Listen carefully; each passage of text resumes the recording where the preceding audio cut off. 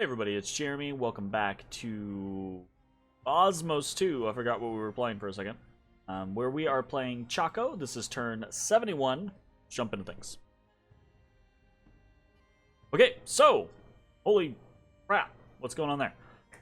We have received a death basket from Facia. This is unprompted.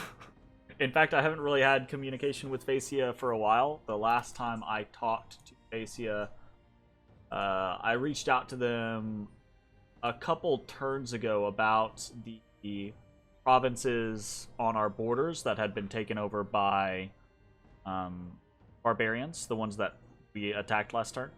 I reached out to them because I saw that they were being attacked by Lemuria. And I was like, hey, are you going to do anything about these provinces? If so, that's cool. I won't go for them. But then, you know, they didn't respond. We haven't really been speaking much. Kind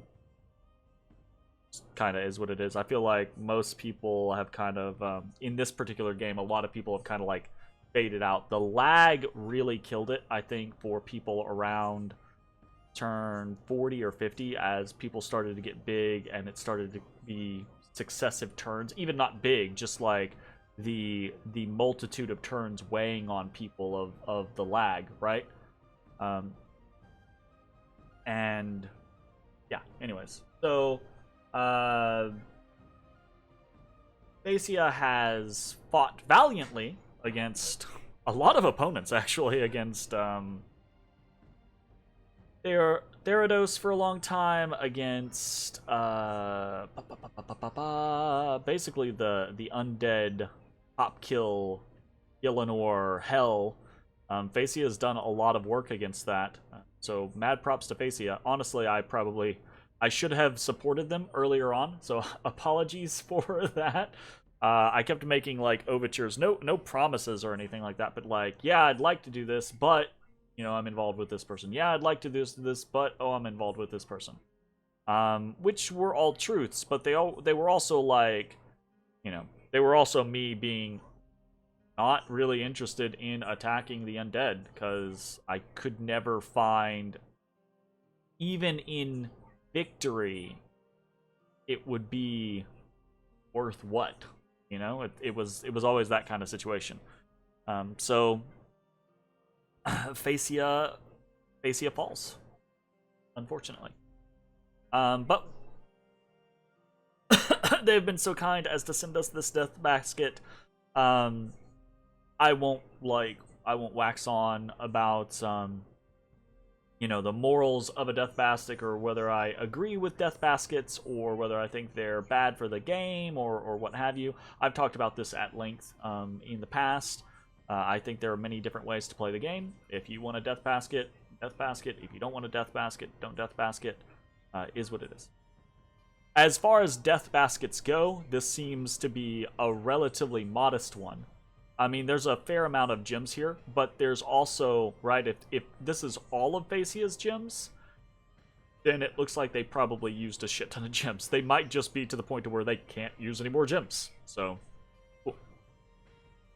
Anyways, moving on from that, we have a couple of thrones claimed this turn. Throne of Abundance, Throne of War, and Throne of the First Age. We have a Dire Portent, as Foray Phlegra puts up another global. We've done an Ogre Dance and an Auspex. The Auspex found nothing. What it is. On Katsina 14 was attacked by an enemy mage. Okie dokie. So, dealing with Foray Phlegra is going to be a task of dealing with Mind Hunts. So, we have a couple of different options to deal with that. Our main one just being putting in a bunch of magic resistance here on people. So, yeah, that goes. Another Dire Portent as Snake, God of Old Prince of Eloquence, casts a global enchantment. See more of that later on. And then we have a bunch of battles. Yeah, that goes. We are attacked in the Underdark. We're going to watch this. This is actually relatively interesting. Obviously, this is just like a single PD, but what is interesting is what comprises this little army. So we've got these little dreadnoughts, and these guys spawn, these ironclads, or these dreadnoughts spawn ironclads at their side, right? It's like a 2-for-1 situation. Very interesting. We've got a bunch of different mages. We've got some Basiliuses. They tend to have rainbow armor on them. Very interesting item. Reinvigoration is really good, but also base magic resistance really good. That actually pumps up the magic resistance of these guys by quite a bit. Kind of cool. And then he's got some weird things mixed in. He's got some Starfathers, right? And Starborns. And apparently, this is just like a weird domino effect, okay? So, like, these Starfathers have a Starborns, 2 Starborns at their side, and a Dreadnought at their side. The Dreadnoughts have an Ironclad at their side. The Starborns have nothing. But the Starborns are Mind Blasters, right? So, for each Starfather, you get 5 units, right? You get the Starfather themselves, you get the Dreadnought with an Ironclad, and then you get 2 Starborns, which are Mind Blasters. It's really interesting. These guys are very potent, very dangerous. They have Mind Blasts, but more importantly, they have Enslaved Minds at a shorter range. And these ones are kitted out with some interesting stuff, mostly boosters or blessers or reinvigoration gear, very specifically, pretty high reinvigoration gear. And then this one has this Aboleth Soul Shard, so this is actually faster casting, just a little bit, but it adds up, and some penetration. It's really cool, but pretty expensive item at 25 Astral Gems. Here's another Starfather. This one has Wraith Skulls. And we'll see a couple of these items. Bound Wraith Mages, right? Gives cold resistance and gives a Bound Wraith Mage. And then this Crowd of Fear has Auto Terror, which is pretty cool. But you see, these Wraith Mages are what spawns out of this. Little Astral 1, Death 1 mages. Kind of cool. They do have a little chill aura, but the Wraith Skull has built-in cold protection to help prevent you from getting fucked up by that. Very interesting. And then we have this other Starfather over here. He has another Wraith Skull. He has a Crown of the Magi. Crown of the Magi is faster casting, 30%. So pretty cool. And then we have a Basilius, another Basilius in here. And some Magistrates, right? So this is, and more of these Wraith Skulls, right? So a total of 3 of these Wraiths. So there's this weird amalgamation, and it looks like so many things, but in actuality, it's just 3 Starfathers that account for a good portion of this, 4 Basiliuses, and 1 Magistrate. All the rest of it is spawned units. We don't get to see much of what they do, but we do see that they have gems, and some of them even have gem spawners with the Clam of Pearls, right? But it seems likely that there would be something along the lines of maybe a communion, maybe a scenario where we've got... Man, this Basilius has a shit ton going on. Wow. You guys are fucking dope. 4A Flugra has some crazy-ass mages. We're gonna go check them here in a second. Anyways, this is a really cool little stack. I actually think it's probably very, very dangerous. Probably gonna be able to spam things like Enslaved Mind or Soul Slay or what have you. Very cool though. And it's kind of interesting the amount of chaff that it spawns with. We also have a battle here at Silent Cavern. This is just a singular Starfather, and we can kind of see, you know, just a single Starfather comes with a couple of little pieces, and they're more than enough to... This, I think, is really cool. They're more than enough to defeat one PD with this one commander and really not having anything else. Because of the Mind Blasts and the spells, and this Iron Guard, or this Dreadnought has very high protection. Oh, really? Does he not actually spawn? Maybe, okay. So maybe the Dreadnought doesn't actually spawn an Ironclad if he's not an actual unit. Like, if he's a spawn unit, he doesn't spawn his own, is what it looks like. So that's cool. Anyways, interesting there. And then we get hit in the Iron Caverns by some ghouls. Cool. Got some proclamations. We hit in Old Man. We attack out again. See if there is anything. And it's just stuff. They just route. We hit in Pergami. Again, just PD. Easy peasy. There is a fort there. We hit in Onremark. Again, just PD. Easy peasy. We attack into Bountiful Land. And we actually hit a little bit of PD. This PD is actually somewhat interesting. It does come with this High Judge, who is a mage, priest. So he's able to bless, and interestingly enough, he's got fucking, not many, but he's got a couple, I think like 2 or 3 of these court guards, which are actually sacred. So he actually has... I think this is 20 PD, but at 20 PD, he actually has a couple Sacreds and a Blesser in his PD, and that's really cool. That's actually, like, really, really cool. Pretty neat. But are not going to be enough to deal with something like this. Where'd we go? Wait, okay, so we went back and we popped the mage immediately. Killed the rest of them. And they run. Easy peasy. Easy peasy. Okay. We attacked into Rasenna. Killed some barbarians. This was our Monketsina. Okay, so this is one Monketsina easily able to take those barbarians.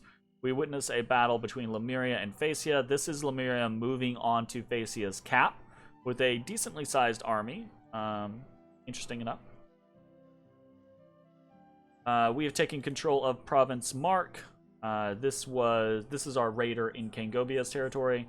Ubar got taken back from us. I did not realize this was Ubar, like the actual capital of the prior country. We got hit in Titan's Breath Peak. We have a couple of other battles. The Tis attacking some brigands. And here is the fun thing. So, right when we decide, okay, fuck it, let's get this barbarian group. Atlantis hits that barbarian group. And Atlantis is honestly just the bane of our existence, right? So, we'll watch this battle. We send a Monketsina in there, and this Monketsina is gonna lose regardless, right? To these guys. These guys are... War Shamblers are just fucking crazy. Now, if this Monketsina, if this Ketsina was fully kitted out, it's possible we could repel down these War Shamblers with, like, a Stone Bird. Because they don't have crazy good defense, so we could try to do that. But these guys just hit so hard with this Coral Glaive. And it's got piercing on it. It's got some light poison on it. It's really, really... They're really strong. But in this particular case, we don't even have to worry about them because there's a King of the Deep here. The King of the Deep's gonna fuck us up. So, we're not gonna watch us. We know what we're doing. Fucking thing flying around in my face. I hate fruit flies. Go away, fruit fly. Like, why do you even want to be near me? I provide you nothing. My goodness. Okay. Actually, we'll pop over to our Katsina, Temper Armor, Prayer of Earth. Alright, we're all kitted out. We're ready. We've got 29 armor. Not super high, right? Which is where I think we'd still lose to the War Shamblers. We'd probably take quite a few with us, but we'd lose to the War Shamblers. If we had a Stone Bird, it would be a different thing because we'd be able to repel a lot of them, but we don't. So, kill. We do Entangle. Cool. And boom. Alright, so we're not even going to get to fight the War Shamblers because the King of the Deep is wise enough to just go, oh, let's just Frozen Heart this guy. Boom. And boom. Unfortunate. So, we definitely weren't going to win, but there was the possibility that we, gave a good accounting of ourselves, killed, half a dozen or more War Shamblers, and there was at least a fight. But no, the King of the Deep decides, nope, we're going to do some Frozen Heart, get out of here, bam. That's unfortunate. We also have a battle in Elidor, which was basically nothing, just more. Oh, this is the rating for Kangobia. Never mind. Mark. Oh, this was in Niflheim. Gotcha. Okay. Unexpected event in Pestina, and this is annoying because he's setting up for another freaking murdering winter. Fortunately, in Pestina, we don't have that much, so it doesn't really matter.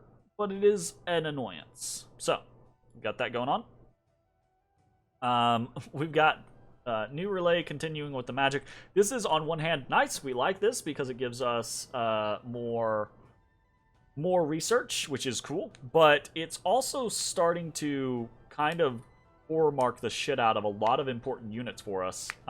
In point of fact, it's horror marking a lot of our Silver Order mages, which is gonna really suck when we lose them to horrors, but it is what it is. There's nothing that we can do about it. I wish there was some way to remove horror marks, but there's not that I'm aware of. Horror is one of those, on the surface, to me, it seems like a really interesting mechanic, but then in the background, it's relatively low interaction. It's basically like, it happens, deal with it, So, anyways, we have an event in Blue Moss Forest. There was a forest fire, apparently, and from the forest fire, we get yet another Kangob Crazy. We've gotten 3 of these in the last 10 turns just by sitting on top of some Kangobian land, which makes me think that if you are Kangobia, you're probably getting a lot of these free spawned, which is a little...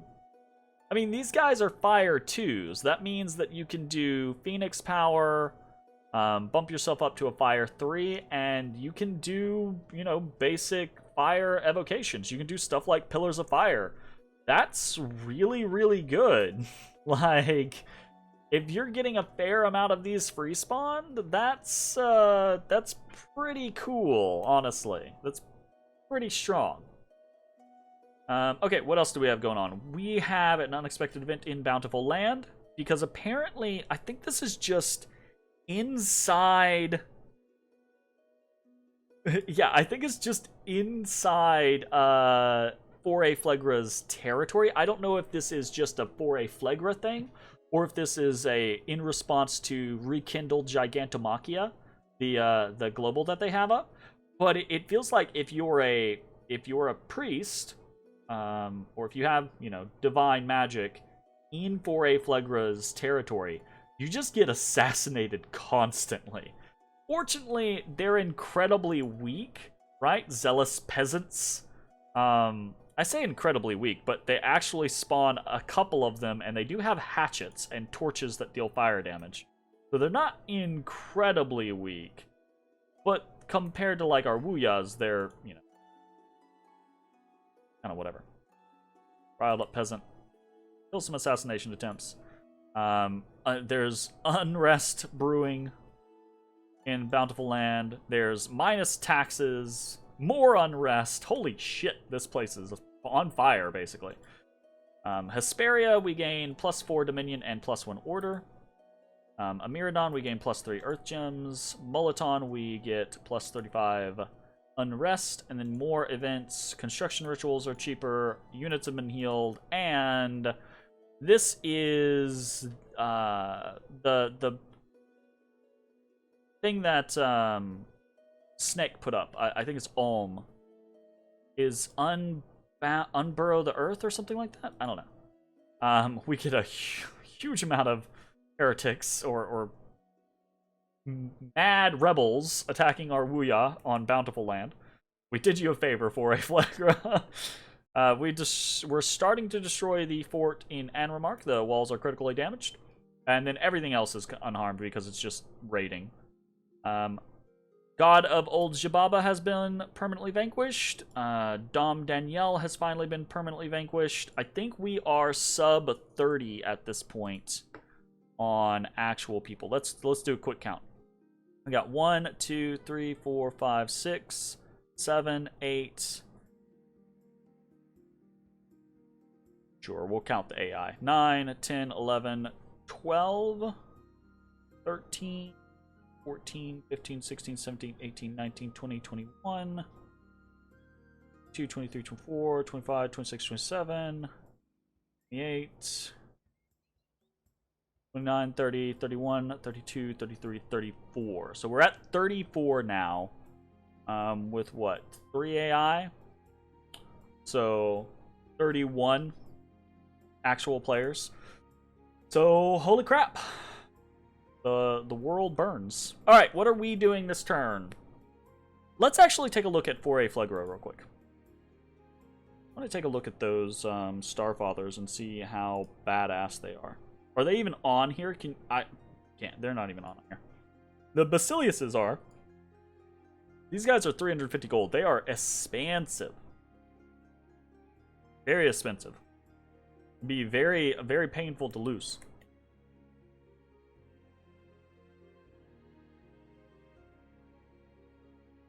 Murdering Winter is only 5 water.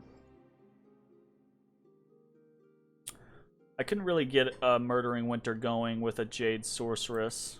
I could potentially get a Murdering Winter going with our Serpent Elder by getting a...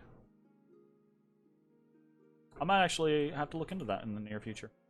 Some Murdering Winter might actually take out groups of his Magistrates and Starfathers and Basiliuses. If he's got those skulls, the white skulls or whatever they are, that probably will prevent them from dying, but not necessarily. Interesting though. And yeah, so we can't. The Starfathers are not there. I would assume that's some sort of summon he has, or a response to one of his 2 globals? No, it's not Riches from Beneath. So maybe it's from Rekindle Gigantomachia. I don't know. All the ancient ones. That's the thing that got put up. I was actually looking at putting up this myself, right? But I don't really see a reason for it. In the areas where we are fighting, we don't have strong enough Dominion to actually push this. And basically this would just do a whole bunch of attacks against fucking Atlantis, which that's not going to be good for us, so. Anyways, moving on. What are we doing this turn? We are moving around a wee bit. Primarily just reinforcing or raiding. So, down here in Kangobia, I don't really know why I'm even attacking Kangobia. I don't think Kangobia has taken a turn in several turns. So I should probably just bring Wuya 17 back. But I don't know. I kind of just have this punitive mindset now. I'm just gonna fly around fucking Kangobia's inner scenario and and kill the shit out of a bunch of his stuff, you know? If it's not got a fort on it, my plan is to just fucking take it. Sure, whatever, you know? In Niflheim also has not attacked us in the last 2 turns, I believe. But again, I feel just super like, nope, you pulled the trigger, we're fighting. You murdering wintered me twice. I am throwing things at you. To the point to where, like, I would even consider.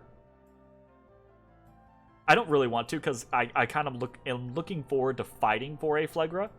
But I would even consider saying, hey, for a Phlegra, I will just give you Old Man and the rest of the central scenario if you will just allow me to keep hands on Pastena and Moliton, so that I have an avenue to attack Niflheim, right? I'm that petty about being vindictive.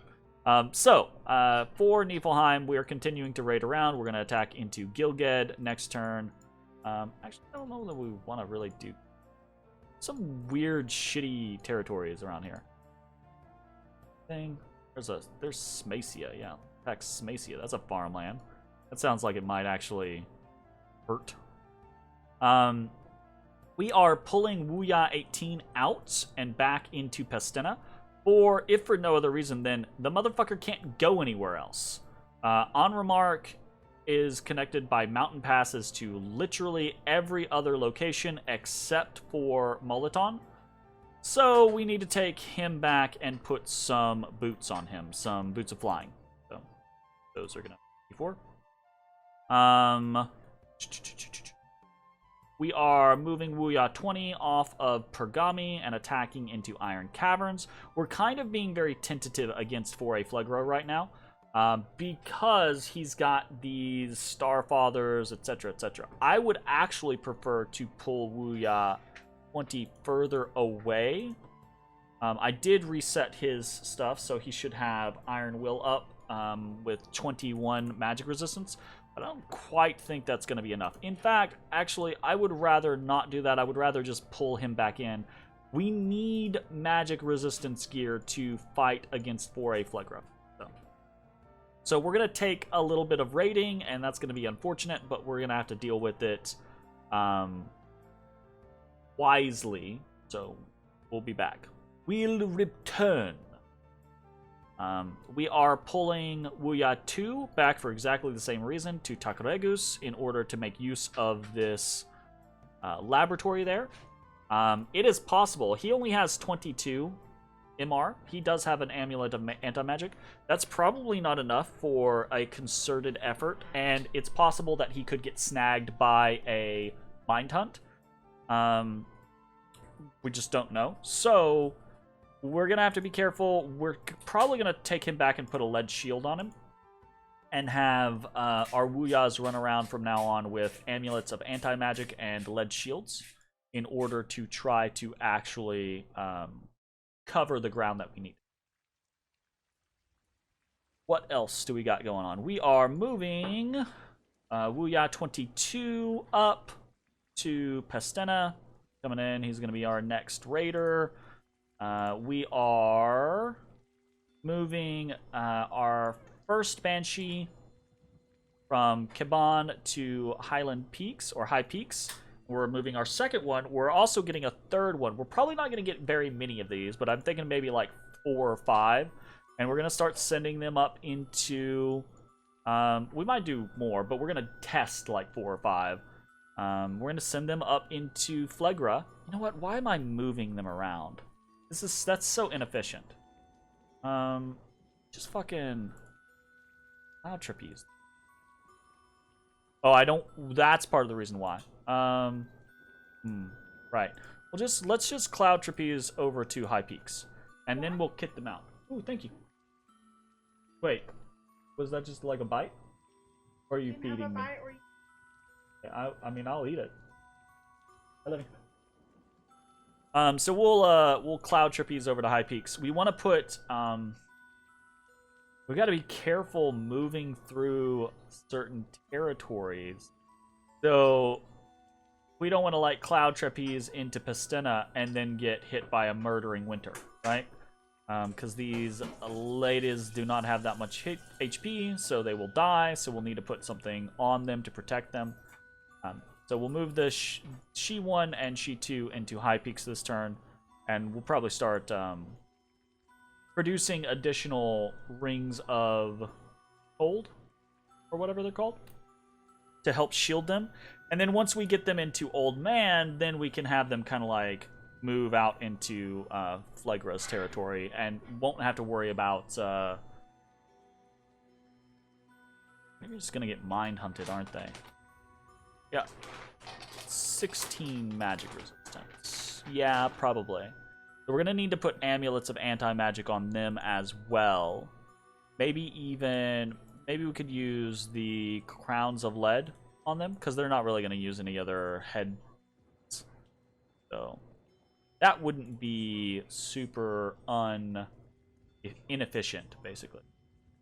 Okay, what else are we doing? We're bringing Mong 12 back to Hesperia.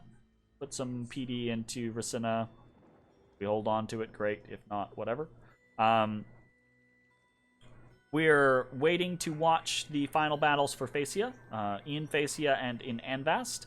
And we have been informed by both Atlantis and Lemuria that Atlantis and Lemuria are going to war.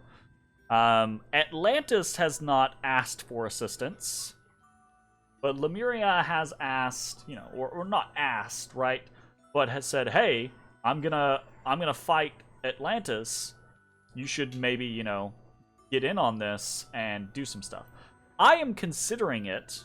I am honestly considering it because I'm still a little salty over how things went down with Ind and not getting Forest of the Lost, not getting Tyrannia, right? Having so many like little bumps from miscommunications or lack of communications, which, I mean, I'm not going to hold it against Atlantis. I'm not mad at them. I don't think they're a bad player or a shitty player or a rude player or anything like that. It's just within this game, they have annoyed me, so I'm looking for opportunities to get back at them. And we'll see how it goes. But that being said, I've kind of got my plate full, right? And I am interested in fighting for a Phlegra, and I'm more interested in being punitive towards Niflheim than I am towards Atlantis. So, you know, we might not have the chance to get involved in the Lemurian-Atlantean conflict. So, we'll see how it goes. We're also pulling,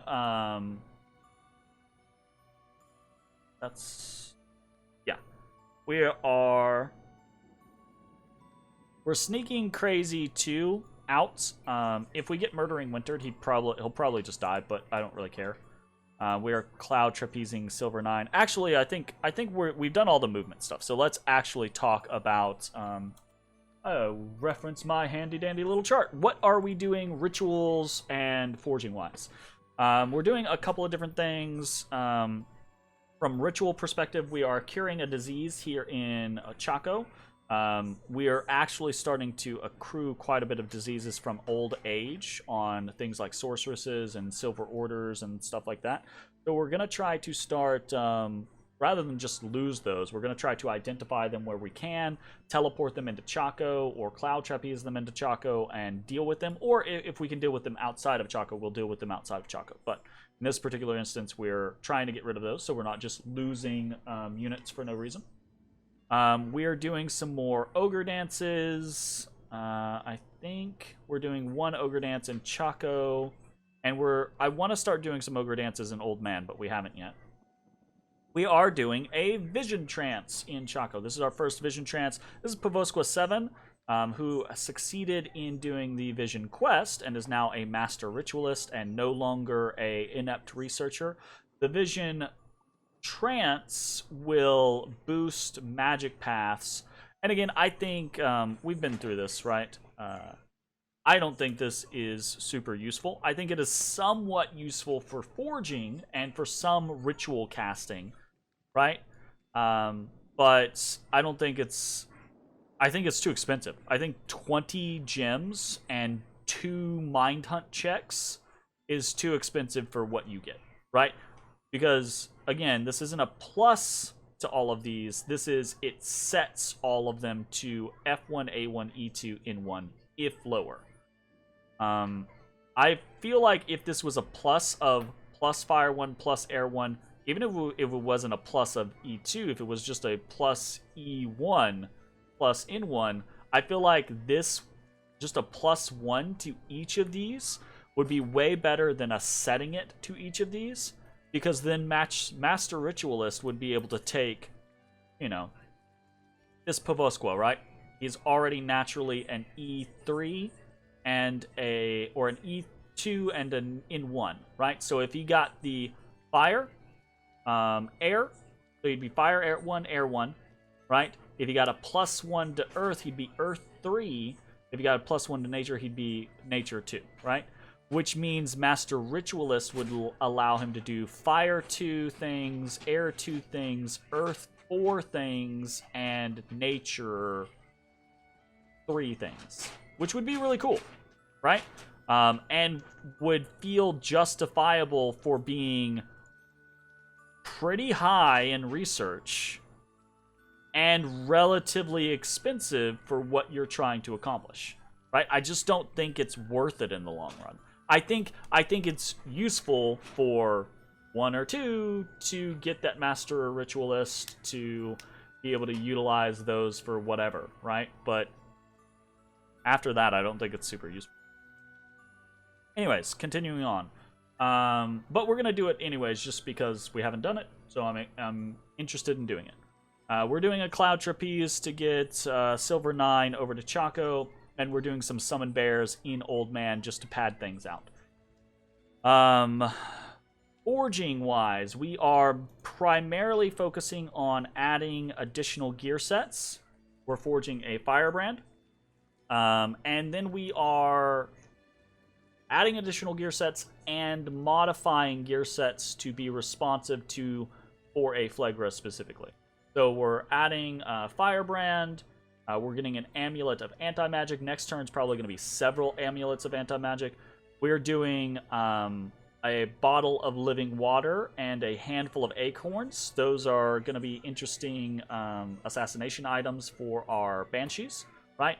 We'll probably do a Bottle of Living Water on one, handful of Acorn on the other, hit them both with Crown of Lead and Amulet of Anti-Magic, put some air gems on them, and then send them off. Be like, hey, have at it, right? We're doing 3 plates of Earth Power. Go ahead and check those out so that we can kind of talk through why we're doing them. I think, nope. Who has one? So Wuya 11 has one. These are decently high protection, low defense penalty, low encumbrance, right? They're not as good as something like an Armor of the Knights, but they're not as bad as something like the Charge Plate or whatever they called, Copper Plates, right? Copper Plates are only 13 protection, so we gain 4 protection just off of that. But the big thing is that they are Reinvigoration 3. We also get, Strength +4, which is nice, but the Reinvigoration 3 helps replace the loss of Boots of the Messenger when we put winged boots on them. That is very important because becoming fatigued and fatiguing out, basically, is one of the ways that our Wuyas can actually get murdered in combat. Otherwise, you have to deal with them in very specific ways. Like, you either have to hit them with an elemental weakness, or you have to hit them with really high... we've got pretty good MR gear, so that's an issue as well. Anyways, moving on. Plate of Earth Powers are going to be decently good for us. We're also going to look into Rainbow Armor, I think, potentially. We're getting 4 more Rings of Frost. These are just to continue outfitting our units against Murdering Winter. We're getting another Stone Bird just to add an additional line of gear set.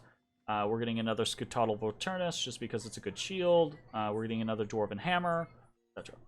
And then the last thing we are doing that's kind of like in the same vein as ritual casting and forging is we are empowering Silver 1. So, Silver 1 is fucking horror marked. We were talking about this earlier, right? The whole issue with horror marks, the new relay spamming the world with horror marks, but also Magic 3. We're really happy about the Magic 3, but the horror marks are starting to be a real pain in the ass. It's very possible. This is not a... what's the term to use here? This is not a... This isn't smart. This isn't a tactically sound choice. I'm not deciding to do this because it is tactically sound. I am deciding to do this because of opportunity and the fact that it's turn 71 on a game that's going to end at turn 100. We have 29 turns left. I do not know if I'm going to get a chance to do this. Talk about what this is here in a second. Do this for the rest of the game, so I'm gonna risk it now. And if we succeed, great. If we fail, I mean, whatever. Honestly, at this point in the game, I'm just out to have some fun and try some things. I'm not out to win. I don't think there's the chance, the realm of possibility for us winning. You know, that kind of concept. So I'm not worried about that. I'm just gonna try to have some fun. And what that fun is I've never cast Wish in a multiplayer game. This guy has already been boosted. We're gonna try to get Wish on him because we're about to have Wish, right? We're about to be done with Alteration 9, and that's Wish. So, we have prepped the gear. We have a Starshine Skullcap, we have a Crystal Coin, we have a Ring of the Sorcerer, a Ring of Sorcery. So we have +3 there. He's already a 4. He needs to be a 9 in order to do Wish, right? So that means he has to boost 2 times. This is time 1, and if he survives, next turn will be time 2. And then we will just barely have enough Astral Pearls to cast Wish once. And then I'm gonna cast a Wish. I don't know what I'm gonna wish for. I don't know if I'm gonna try to do something snarky, like try to snipe maybe Old Man or Foray Flegra's God or something like that, or maybe I just try to wish myself a really cool super combatant chassis. That would be fun. I'm probably not gonna just do gems, but I want to do something. I've never cast Wish in a multiplayer game. This is hilarious, by the way. I'm just trying to cast this single Wish while there are people like Arithia who are like, they have Wish farms, you know? Difference between good players and mediocre players, right? But yeah, so that's what we're doing. I think the only other 2 things to talk about are the Siege of Anramark, which is going, but it is slow. I think we'll get it next turn. We will break the walls, and then we'll hopefully be able to take that. And then I am also patrolling in Old Man with Wuya 11. This is dicey.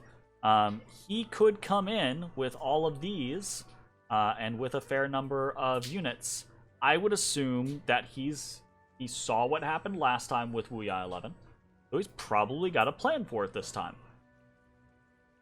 And that's Dominions, right? Is I am not sure what his plan is, but in anticipation of that plan, I've taken the Scutadal Volturnus off of Wuya 11. So he's basically sitting at no shock resistance now. So if he shocks the shit out of me, Wuya 11's fucking dead.